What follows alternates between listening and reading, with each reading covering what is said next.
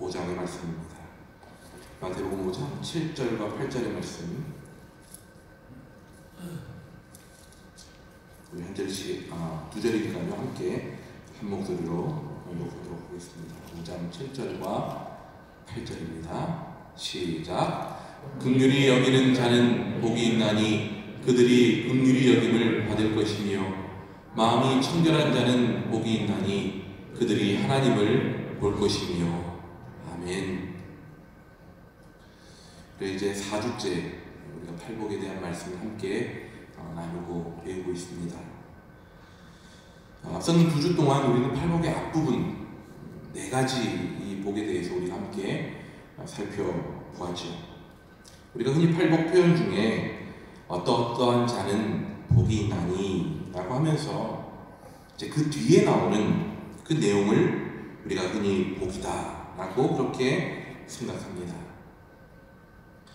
하지만 실제로 복은 앞에 부분 그 자체라는 것을 우리가 지난 2주, 아니 3주에 걸쳐서 계속해서 제가 반복해서 강조하고 있죠. 뒤에 것만이 복이라면, 이러이러한 자는 복이 있나니 하고 뒤에 나오는 그 부분들, 그것이 복이라면 결국 그 뒤에 복을 누리기 위해서 앞에 나오는 내용들을 때로는 감당하기 버거워도 이겨내야만 한다라는 그런 결론이 주어지기 때문에 어찌 보면 그게 진정한 복일까라는 의문을 던질 수밖에 없습니다. 결론적으로 뒤의 것을 누리기 위해서 앞에 그런 치열하고 힘겨운 삶을 살아야지만이 이러한 복을 얻는다라는 것을 말씀하시는 것이 아니라, 때로는 힘겹게 보이고 감당하기 버거운 모습처럼 보이지만 그렇게 살아가는 것 그 자체가 복이라는 것을 이 팔복의 말씀을 통해 예수님은 우리들에게 가르쳐 주십니다. 심령이 가난한 자는 복이 있나니 천국이 그들의 것이라고 하죠. 천국이 우리의 것이 되는 복을 누리기 위해 심령의 가난함을 이겨내야 하는 것처럼 우리가 만약에 이해한다면 온전한 복이라고 얘기할 수 없겠죠. 그러게 오히려 심령이 가난한 것 그 자체가 복이라고 예수님은 말씀하고 계시는 겁니다. 심령이 가난한 건 무엇입니까? 결국 주님께만 의지하는 거죠. 내 안에 뭔가가 없기 때문에, 내 안에 비어있기 때문에, 나의 능력으로는 감당할 수 없기에 하나님을 의지할 수밖에 없는 것, 그것이 심령이 가난한 것 아닙니까? 그렇게 의지할 수 있다는 그 자체가 복이다라는 것을 말씀해 주는 것입니다. 앞에 나오는 4가지 그 복이 모두 다 그러한 원리, 그러한 이해 방식에 따라 팔복을 이해해야 된다는 것이죠. 뒤에 나오는 4가지 역시 마찬가지입니다. 한꺼번에 팔복 모두를 살펴보기가 힘들어서 이 4부분으로 편의상 나눠서 제가 4주에 걸쳐서 설교를 하고 있습니다만, 실상 내용이나 구조로 볼 때는 크게 2가지로 나눠볼 수 있습니다. 앞에 4가지 복은 전적으로 내적인 원리를 의미합니다. 다시 말해 하나님 앞에 선 내 자신이 어떻게 나 자신을 볼 것인가, 나의 내면에 대한 부분들을 앞에 4가지 복은 말씀하고 있다는 거죠. 다시 말하면 하나님을 향한 신앙적인 자세를 말한다라고 할 수 있을 것입니다. 다음에 나오는 4가지 복은 앞선 4가지 복된 삶의 열매, 이렇게 앞에서 말했던 그 삶의 구체적인 열매가 바로 뒤에 나오는 4가지 복에 해당한다는 4가지 모습이라는 것이죠. 다시 말하면 삶의 자리에서 다른 사람에게 영향력을 미치는 구체적인 삶의 모습을 뒤에 나오는 4가지가 설명해 주고 있다는 그런 이해를 가지고 이 전체적인 구조를 파악하시면 보다 쉽게 이해하실 수 있을 거라 생각합니다. 앞에 4가지 복은 뒤에 4가지 복과 조화를 이루게 됩니다. 제가 하나를 도표를 제가 그냥 만들어 봤는데 한번 참고로 보시면 좋을 것 같아요. 앞에 다시 말하면 심령이 가난한 자, 애통한 자, 온유한 자, 의에 줄이고 목마른 자, 이 앞에 넷은 내적인 태도, 그리고 뒤에는 긍휼히 여기고 마음이 청결하고 화평하게 하고 의를 위하여 박해를 받는 것, 핍박을 받는 것, 이것은 바로 그 태도가 나타나는 구체적인 열매에 해당한다는 것이죠. 조금 더 설명을 좀 해본다면 마음이 가난한 자, 심령이 가난한 자. 그래서 우리 마음이 가난해서 우리 마음속에 가진 것이 없다라고 그렇게 느끼기 시작하면 다른 사람을 쉽게 보지 않는다는 것이죠. 내가 비어있고 하나님을 의지하지 않으면 살아갈 수 없는 그러한 존재임을 내가 알기 때문에 다른 사람을 향한 긍휼의 마음이 내 마음 가운데 더 구체적으로 드러나게 된다는 거죠. 그런 의미에서 이 첫 번째와 다섯 번째를 하나의 결과라는 어떤 제가 화살표로 이렇게 한번 표시를 해봤습니다. 애통하는 것은 무엇일까요? 애통하는 우리의 죄의 문제를 놓고 주님 앞에 정말 애통할 수밖에 없는 그러한 참회의 눈물, 그러한 모습이 바로 애통하는 자의 모습이라고 함께 나눴죠. 그렇게 하나님 앞에 우리의 죄의 문제를 놓고 애통해야 할 때, 또한 내 삶의 여러 가지 어려움과 아픔, 그것들을 내 스스로 감당할 수 없어서 그냥 주님 앞에 슬퍼하며 그렇게 애통하는 그런 마음을 열고 주님 앞에 바라보는 그 마음, 그런 마음을 가진 자, 회개하고 진실되게 주님 앞에 나아가는 자는 그 마음이 청결해지는 그러한 삶의 결과로 이어져 갈 수밖에 없다는 것이죠. 온유한 자는 어떻습니까? 겸손히 자기 마음을 다스리는 것이죠. 결국 사람들과의 공동체 속에서 그 공동체와 관계를 화평하게 하는 자의 역할을, 그런 열매를 맺을 수 있게 된다는 것입니다. 의에 줄이고 목마른 자는 어떤 사람입니까? 주님 주시는 그 뜻, 주님의 진리, 그 구원의 그 은혜를 향해 목마른 자는 결국 그 의를 위해서 박해받고 핍박받는 것을 마다하지 않는 결과를 가져오게 된다는 것입니다.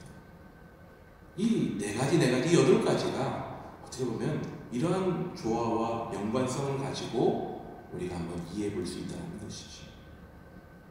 자, 오늘은 이제 이러한 전체적인 구조 속에서 다섯 번째와 여섯 번째에 해당하는 긍휼히 여기는 자, 그리고 마음이 청결한 자, 이들의 복이 어떠한 복인지를 함께 이 말씀을 통해 한번 생각해 보려고 합니다.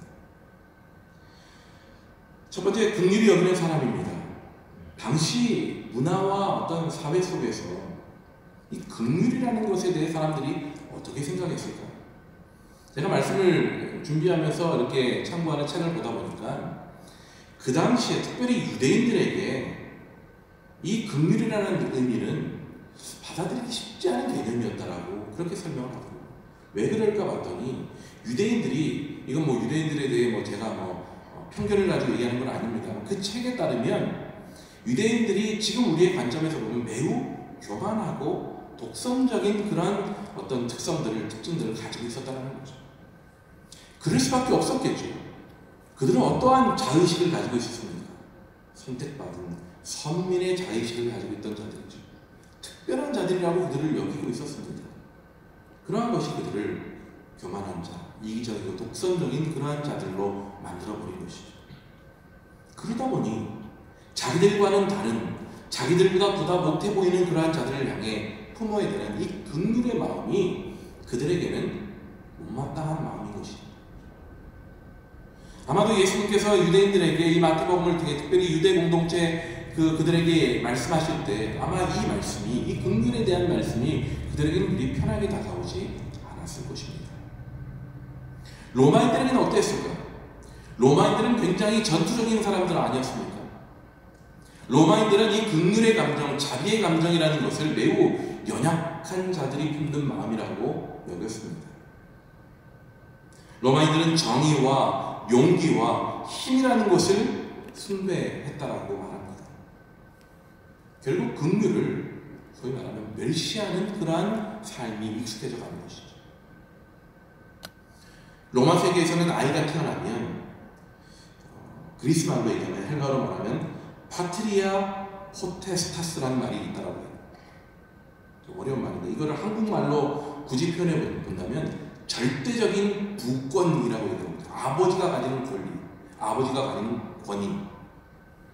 그래서 아이가 태어나면 아버지가 딱 보고 원하면, 본인이 원하면 살려두고 본인이 마음에 들지 않고 원하지 않으면 강물에 맞춰 죽일 수 있는 권한이 아버지에게 있었다.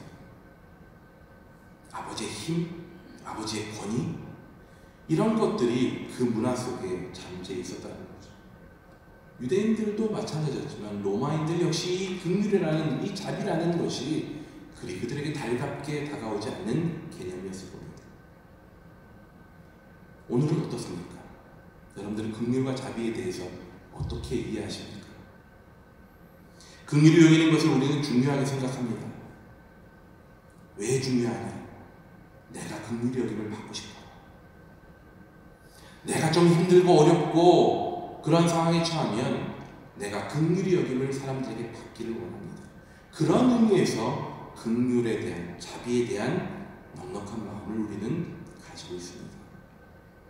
근데 동시에 이것이 나하고 좀 비껴간 상황이라면 긍휼과 자비의 잣대로 상황을 바라보려고 하기보다는 그냥 이성적이고 논리적이고 주어진 법칙이나 이런 것에 따라서 먼저 그 상황을 판단하려고 할 때가 많다는 것이죠.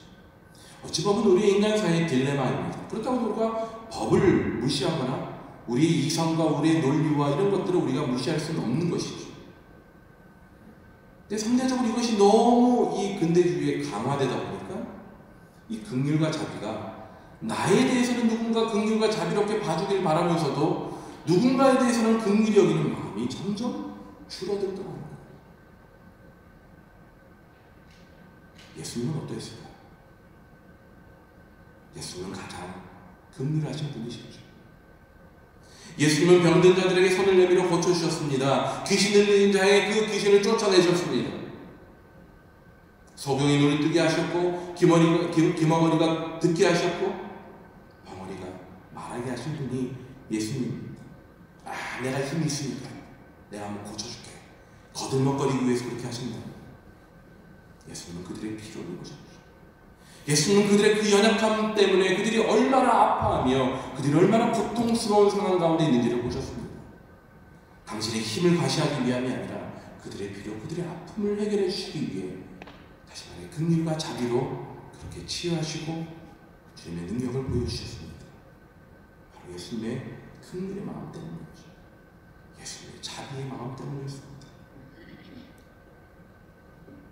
긍휼의 보다 구체적인 의미가 무엇일까를 한번 생각해 봅니다. 불쌍히 여기는 것이라고 우리 흔히 생각할 수 있겠죠. 1차적으로는 불쌍히 여기는 마음일 것입니다. 그게 어찌 보면 우리에게 가장 실질적으로 느껴지는 마음일 거예요. 근데 긍휼은 아마도 그런 불쌍히 여김, 때로는 어떤 동정하는 마음, 이런 것을 좀 뛰어넘는 그런 개념일 것입니다. 그냥 짠하다, 불쌍하다, 동정이 생기네 라는 그런 마음의 차원을 뛰어넘는 것이 긍휼이라는 거죠. 긍휼은 도움이 필요한 사람을 향한 행동 그 자체가 긍휼이라는 거예요. 예수님께서 아픈 사람들 바라보면서 아이고 아프겠구나, 내가 그 마음 안다, 거기서 그치지 않으셨다는 것이죠.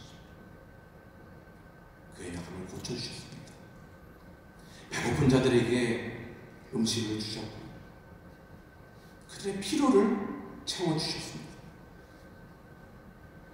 여러분, 히브리어 단어 중에 헤세드라는 단어 아마 여러분들 들어보셨을 거예요. 헤세드. 우리가 흔히 한국말로 표현해보면 은혜, 자비 이런 걸로 표현을 번역할 수 있는데 이 헤세드라는 히브리어 원어의 의미를 살펴보면 그냥 추상적인 명사가 아니더라고요. 우리가 흔히 그냥 이렇게 사용하는 은혜라든지 자비라든지 이런 단어의 개념으로 그냥 이해할 것이 아니라 그 안에는 구체적인 행동이 담겨져 있는 단어라는 거예요. 자비를 베풀다, 고통당하는 자들을 도와주다, 불쌍한 자들을 도와주다, 불행에 빠진 자들을 구해주다. 제가 책을 읽으면서 그 동사에다 찍을 것 같아요. 다 동사야, 행위라는 것이. 긍휼은 우리의 감정이 아니더라는 거예요. 감정에서부터 시작은 되겠지만 거기서부터 뛰어넘는 행동을 의미하는 거예요. 그것이 긍휼이더라는 거죠. 제가 예전까지 굉장히 갈등하는 게 있었어요. 차를 타다가 보면 이렇게 중간에 신호등에 서 있으면 옆에 이렇게 사람들이 서 있잖아요. 한 분씩 이렇게 안황하게 하면서 이렇게. 저분에게 내가 돈을 드려야 될까 말아야 될까 한동안 참 많이 고민했어요. 보다 더 젊었을 때 깨닫고 했었으면 참 많이 좋은 일을 했을 텐데 늦게 결정을 한 거죠. 고민을 한동안 하다가 내린 결론이 그거였어요. 어찌 보면 이 말씀대로 결정한 것 같아서 참 감사한데 그 상황에서 내가 이성적으로 내가 이게 돈을 주면 이걸로 저 사람이 뭘 할까? 이걸로 과연 진짜 배고프니까 뭘 사 먹을까? 아니면 저 돈 모아서 다른 걸 할까? 이런 얘기를 하면 여러 가지 얘기들을 하시더라고요. 근데 제가 결론 내린 게 있어요. 그 사람이 그 돈으로 뭘 하든 나는 그 사람에게 주겠다. 그 사람이 어떻게 살아가는 거에는 하나님이 책임지시는 거고 그에게 흘려보내는 그 사랑은 내가 행해야 되는 것이다. 라는 생각에 크든 작든 동료들이 생기면 차에 넣어놨다가 하나씩 긍휼이라는 것은 우리의 삶 속에 행동이더라는 거죠. 어떻게 우리가 긍휼히 여길 수 있겠습니까? 긍휼히 여긴다는 것은 우리의 생각과 우리의 감정이 아닌 그것을 뛰어넘는 것이기에 구체적으로 이렇게 생각해 볼 수 있을 것입니다. 우리는 눈에 보이는 물질적인 것으로 긍휼히 여길 수 있습니다. 그냥 내가 불쌍히 여기면 긍휼히 여기는 거야. 그렇게 할 수도 있겠지만 오늘 말씀을 통해서 깨달은 바대로라면 우리 긍휼히 여김은 우리가 가진 눈에 보이는 물질을 통해서 그 긍휼히 여김이 이루어져야 된다는 것이죠. 필요한 자들에게 그 물질들이 흘러가고 나눠질 수 있도록 하는 것, 그것이 긍휼히 여김의 모습이라는 것 만이 아닙니다. 영적으로도 긍휼히 여길 수 있는 것입니다. 우리가 영적인 것 하면 굉장히 동적이지 않은 그냥 이렇게 숨겨져 있는 내적인 거라고 생각하는데 영적인 것 역시 눈에 보이는 것입니다. 물론 영적인 것을 하는 것 겉으로 막 드러내 보이듯이 막 거룩하게 기도하라 이런 것이 아니지만 영적인 것을 우리가 내면적인 것이라고 생각하면 그 큰 착각이라는 것이죠. 영적인 것은 우리의 행동입니다. 무엇입니까? 그럼 불쌍히 여김의 대상들, 아파하는 이들, 그들을 위해 정말 마음 다해 기도하는 것. 그건 역시 우리가 긍휼히 여길 수 있는 영적인 방법이라는 것이죠. 구체적인 긍휼의 모습 또한 이러할 것입니다. 한 가지 예로 용서라는 것을 생각해 볼 수 있습니다. 긍휼이 어디서부터 나왔을까? 사랑과 은혜로부터 긍휼은 나옵니다. 그럼 긍휼로부터 무엇이 나올까 생각해 보면 여러 가지가 있겠지만 그 중에 대표적인 것이 용서가 있을 것입니다. 긍휼히 여기는 사람은 상대방의 마음을 느껴보려고 애쓰겠죠. 그럼 그 사람을 조금 더 이해하게 될 것입니다. 이전에 용서하지 못했던 것도 용서할 수 있게 되는 것이죠. 실제로 은혜를 베푸는 것은 은혜를 이해하는 열쇠가 되는 것입니다. 여러분, 우리가 부모님들의 그 은혜를, 부모님들의 그 사랑을 내가 정말 깊이 있게 이해하기 위해서는 어떻게 됩니까? 내가 부모가 되보면 더 잘 알지 않겠습니까? 하나님의 은혜가 얼마나 큰 것인가를 내가 알기를 원한다면 우리가 그 은혜를 베푸는 삶을 살아가는 것이죠.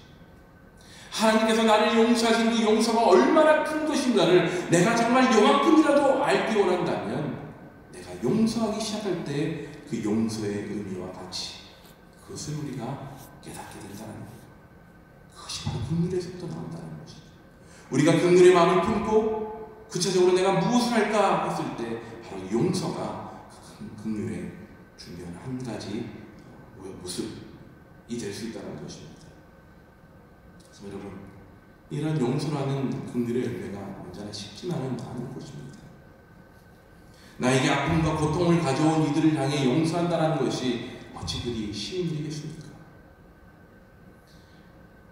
많은 긴 인생을 살아오신 우리 신앙의 선배 되실 여러분들의 삶을 제가 감히 추측해 본다면 그 안에 분명히 이러한 대상들이 적어도 한 번씩은 계시지 않으시겠습니까?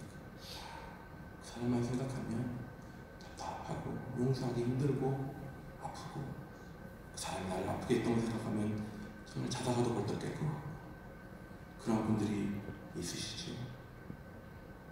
그렇다고 우리가 그러한 분들에 대해 용서하지 못하고 끝까지 용서하지 못한 채 하나님을 뵌다면 하나님께 죄송하지 않을까 생각을 해봅니다. 물론 쉽지 않은 것 저도 알 것 같아요. 하지만 저 자신도 한번 다짐해 봅니다. 용서하기 힘든 사람들, 그들이 떠오를 때마다 그들을 향해 바라보며 정말 내가 아파하고 눈물 흘렸을 때 나와 함께 아파하셨던 하나님을 생각할 수 있게 달라고, 그들을 향해 바라보며 용서하지 못해서 답답해할 때 용서하기를 바라시는 그 하나님의 눈, 그 하나님의 마음을 내가 느낄 수 있게 달라고 한번 기도해보는 것, 그렇게 끊임없이 포기하지 않고 해보는 것, 우리의 긍휼, 구체적인 긍휼의 삶을 살아내는, 그 복된 삶을 살아내는 하나의 방법이 아닐까 생각해봅니다. 어찌 보면 저 자신에게 던지는 말이기도 해요. 우리 모두 그렇게 한번 용서함으로 긍휼의 사람들에게 주신 하나님의 더 큰 복을 한번 누려보지 않으시겠습니까? 자, 이제 두 번째가 마음이 청결한 사람입니다. 예수님 당시 유대인들이 가지고 있던 딜레마가 있었습니다. 그것은 바로 하나님이 주신 율법으로 그들이 의롭게 되려고 했다라는 사실이죠. 그들의 유일한 목표가 율법을 어떻게든 잘 지켜보는 것이었습니다. 하지만 그들은 모세의 율법을 잘못 해석하고 그래서 그들은 자의적으로 그들만의 또 다른 율법 세부 사항들을 여러 개 만들게 되죠. 그리고 그것이 그들의 전통이 되어버립니다. 그렇게 만들어진 그들의 전통을 하나씩 지킴을 통해 어찌 보면 그들의 양심의 가책을 좀 덜어내고 만족감을 가지고 살았을지 모릅니다. 늘 그들 마음 가운데 떠나지 않는 마음이 있었을 겁니다. 내가 이런 전통들을 지키고 있고 지키려고 애를 쓰고 있는데 그래도 나는 여전히 하나님이 주신 율법을 온전히 지키지는 못하는 사람이에요. 이래가지고 어떻게 내가 의롭다함을 받지? 이래서 내가 어떻게 구원을 받지? 라는 마음이 그들 가운데 분명히 모두에게 있었을 겁니다. 팔복 중에 이 구절이 그러한 질문을 가지고 나온 사람들, 그러한 아픔과 그러한 한계를 품고 있는 그러한 자들에게 가장 직접적으로 대답해주는 구절이 아닐까 생각해봅니다. 마음이 청결한 자는 복이 있나니. 예수님이 말씀하시는 마음이 청결한 자는 외적인 정결의식을 지키는 자들이 아니라는 것이죠. 너희들이 그토록 지키려고 애쓰는 그 외적인 율법, 모든 것을 다 지키지 못해서 나는 어쩔 수 없는, 나는 정말 불가능한 자야라고 그렇게 생각하고 포기해버리려고 하는 그들에게 그 모든 것이 잘못된 것이야. 오히려 중요한 것은 바로 이것이야. 이것이 무엇이냐? 마음이 청결한 자가 되는 거예요. 겉으로 보이는 율법을 얼마나 잘 지키는 자가 되느냐가 아니고 너희 마음이 청결한 자가 되는 것이 바로 핵심이야라는 것을 말해주고 있는 것이죠.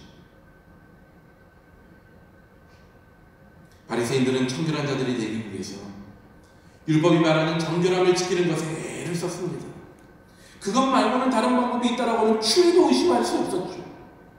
그래서 그들은 심지어 그들 자신의 손, 그들이 쓰는 항아리, 그들이 쓰고 있던 그릇, 이것들을 깨끗하게 정결하게 유지하려고 정말 애를 썼던 그러한 자들이었습니다. 율법의 세세한 것까지도 그들의 정결함을 해치는 것들에 대해서는 아주 염려하고 철저히 따지고 들었던 것이 바로 그들이었죠. 하지만 사랑과 진리와 긍휼에는 전혀 관심이 없었습니다. 예수님께서는 이런 일들을 꾸짖습니다. 마태복음 23장 27절에 이렇게 말씀하죠. 회칠한 무덤 같으니 겉으로는 아름답게 보이나 그 안에는 죽은 사람의 뼈와 모든 더러운 것이 가득하도다. 예수님께서는 그런 이들의 위선을 철저히 책망하셨습니다. 잠언의 현자 솔로몬을 통해 이렇게 말씀하셨죠. 무릇 지킬 만한 것 중에 더욱 무엇을 지키라? 내 마음을 지키라. 왜요? 생명의 근원이 그렇도다. 다윗의 기도 역시 우리가 소홀히 여기지 말아야 될 기도입니다. 하나님이여 내 속에 정한 마음을 창조해 주십시오. 라고 다윗은 그렇게 간절히 기도하죠.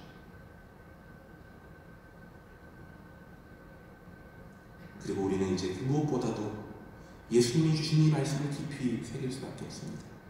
마음이 청결한 자는 복이 있나니 그들이 하나님을 볼 것입니다. 여러분, 이 말씀에 순서가 중요합니다. 먼저 마음을 깨끗이 해야 된다는 것이죠. 마음을 깨끗이 하면 하나님을 볼 것입니다. 깨끗한 기름을 뽑기 위해서는 기름을 만드는 정유 공장에 밖에 겉모습을 맨질맨질 닦는다라고 깨끗한 기름이 나올까요?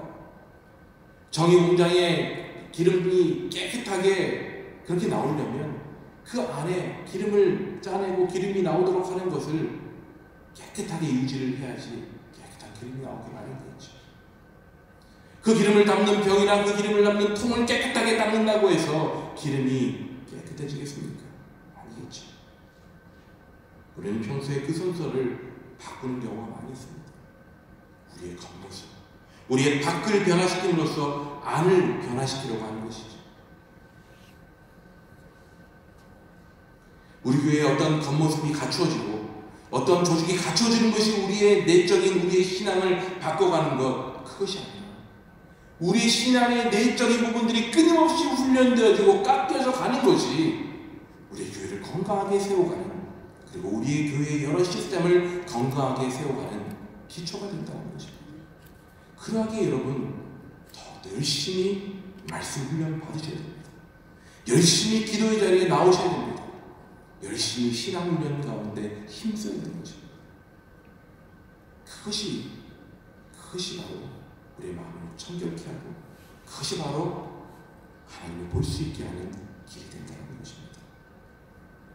그렇다면 마음이 청결하다는 것, 무슨 뜻일까요? 청결하다는 것, 헬라어는 카타로스라고 얘기하거든요. 다른 어떤 요소도 더하거나 섞이지 않았다는 것입니다. 하나님께서 우리에게 그렇게 말씀하십니다. 나는 그 헌신과 너희가 하는 그 헌신의 동기에 아무것도 섞이지 않은 그런 정결하고 순전한 너희 마음을 내가 받기를 원한다. 너가 헌신하고 너가 무언가를 하고 있긴 한데 그 마음을 이렇게 막 헤쳐보니까 너무 마음이 많아. 이런 마음도 있고 저런 마음도 있고 이런 욕심도 있고 저런 욕심도 있고, 근데 여기는 순전한 마음도 있고 참 착한 마음도 있는데 여기는 또 이상한 마음이 있고, 섞이지 않았으면 좋겠다는 것이 하나님의 마음이죠. 청결하다는 것, 마음이 청결하다는 것은 이렇게 섞이지 않는 마음을 우리 가운데 품어가는 것입니다. 그렇다고 카타로스라는 단어는 단순히 그런 순수한 동기만을 가진 것을 의미하는 것도 아닐 것입니다. 순수한 동기를 가졌으면서도 하나님께 전혀 나오지 않는 사람들도 있기 때문에 정말 그 마음 가운데 하나님께 내가 다가가고 싶은 마음, 정말 100% 순전한 마음으로 자기의 몸을 해치면서까지도 그렇게 하나님 앞에 정성을 다해 나아가려고 합니다만 실제 그 사람의 삶을 놓고 보면 하나님 뜻대로 행동하지 않는 그의 모습들을 보면서 그런 너의 마음만으로는 부족하다라고 또한 얘기하는 것이죠. 여러분, 멕시코시티에 가면 사람들이 피를 흘리면서까지 무릎으로 막 수백 미터 기어가서 간 다음에 성당에 이르는 어떤 그런 곳이 있다고. 왜 그럴까요? 그 사람들이 그렇게 고행을 통해서 그렇게 하나님 앞에 그들의 마음을 드리겠다는 거죠. 그 마음은 정말 순전하기 때문에 그 모든 것들을 다 고통을 감수하면까지 할 겁니다. 하지만 정작 그렇게 툭툭 털고 일어나서는 그들의 삶이 하나님을 원하시는 삶이 아니더라고요. 그러한 순전함을 원하시는 것이 아니더라고요. 무엇입니까? 우리 가운데 거룩한 행동이 필요하다는 거예요. 다시 말해 순수한 동기가 있어야 될 뿐만 아니라 최대한 우리 가운데 여러 마음이 섞인 채로 나에게 헌신하는 삶이 아니라 순수한 동기로 동시에 하나님이 원하시고 기뻐하시는 거룩한 믿음의 행동이 함께 뒤따를 때 그것이 바로 청결한 마음을 품는 자의 삶이다라고 얘기하고, 그렇게 마음이 청결한 자가 복이 있다라고 말씀하시는 겁니다. 어떻게 마음이 청결해질 수 있을까요? 점점 더 힘겨운 구석까지 몰리는 것 같아요. 어떻게 청결할 수 있을까요? 무엇보다 내 힘으로는 할 수 없다는 것을 우리가 인정해야 됩니다. 여기 있는 누구도 우리 힘으로는 그 마음의 청결함을 이룰 수 있는 이가 아무도 없습니다. 잠언 20장 9절에 이렇게 말씀하죠. 내가 내 마음을 정하게 하였다. 내 죄를 깨끗하게 하였다 할 자가 누구냐? 없다라는 거예요. 여기 있는 어느 누구도 우리의 마음을 순수한 동기로 그렇게 정죄시킬 수 있는 능력이 있는 사람 없다라는 겁니다. 여기 있는 어느 누구도 그러한 순수한 마음 가지고 거룩한 행동으로 매일 매 순간 살아갈 수 있는 사람 없다라는 거예요. 그럼 무엇으로 가는 겁니까?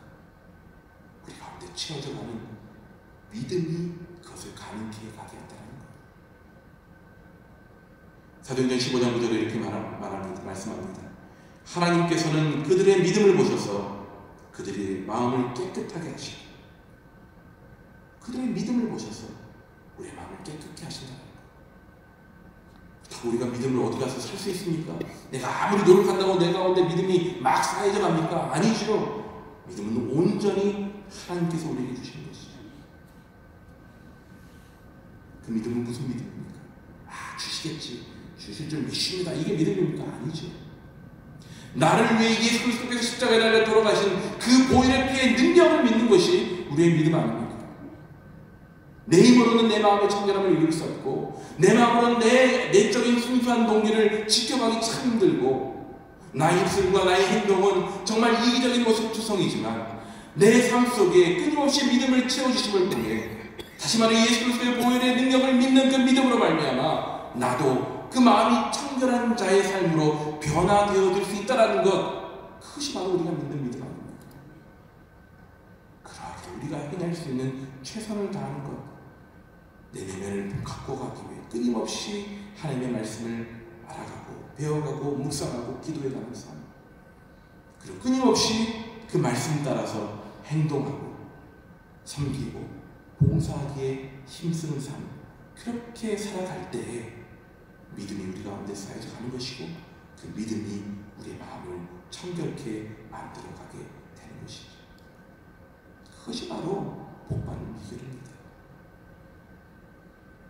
제가 무슨 복사세요하고 제가 약장수처럼 제가 만드는 논리가 아니고, 팔복 말씀을 하나씩 묵상하다 보니까 그런 결론이 나는 거예요.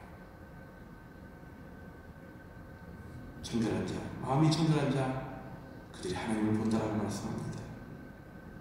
구약시대 이스라엘 백성들에게는요, 하나님을 보는 것만큼 간절한 소원이 없었습니다. 하지만 구약 이스라엘 백성들은 하나님을 볼 수 없었습니다. 뭐라고 말씀합니까? 마음이 청결한 자, 하나님을 본다라고 얘기합니다. 우리가 생각하는 하나님 그런 형상을 보는 것, 그렇게 볼 수도 있겠지만 여기서 말하는 하나님을 본다라는 것은 하나님의 영광을 내가 확인한다는 것입니다. 하나님의 능력을 내가 확인한다는 것입니다. 하나님의 살아계심을 내가 확신하게 된다는 것을 말하는 거예요.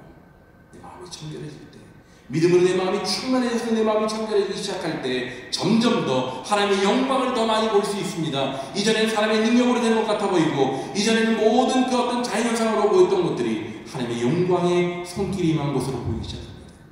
하나님의 능력이 임한 곳으로 보이기 시작하는 거예요. 그것이 바로 마음이 청결한 자들에게 주어지는 복인 것이죠. 이처럼 오늘 살펴본 5번째, 6번째 것 모두 우리의 내면의 것, 내 안에 소유하고 있는 무언가로 그치는 것이 아니었습니다. 앞에 있는 4가지 부분들은 하나님 앞에서의 나의 내면적인 마음의 주안점이 있다면, 이 5번째, 6번째, 또 다음 주에 우리가 살펴볼 7, 8번째는 우리의 삶 밖으로 드러나는 모습이라는 거예요. 긍휼히 여기는 것도 내면의 불쌍히 여김으로 그치는 것이 아니었잖아요. 그것이 물질이 됐든 영적인 것이 됐든 무엇이 됐든 그 긍휼히 여김의 삶을 살아내는 것, 그것이 바로 긍휼히 여기는 자의 모습입니다. 마음이 청결한 것 역시 어떻습니까? 내 내면의 깨끗함으로 그치는 것이 아닌 것입니다. 하나님의 영광 앞에 걸맞는 그러한 삶을 살아가는 것이죠. 내 마음이 청결해져서 하나님의 영광, 하나님의 능력을 보기 시작하기에 내가 그 능력과 그 영광에 걸맞는 삶을 살아가게 되는 것, 그것이 바로 마음이 청결한 자의 삶일 수밖에 없다는 것입니다. 하나님의 영광이 내 눈앞에 보이는데, 하나님의 능력이 내 삶 가운데 경험되어지는데, 그것과 상관없이 살아갈 수 있는 그런 배짱 있는 사람이 있으면 한번 나와보십시오. 없을걸요. 하나님의 영광이 있다면, 우리의 삶이 하나님의 영광이 경험되어진다면, 하나님의 살아계신 경험되어진다면 우리의 삶은 바뀔 수밖에 없는 것입니다.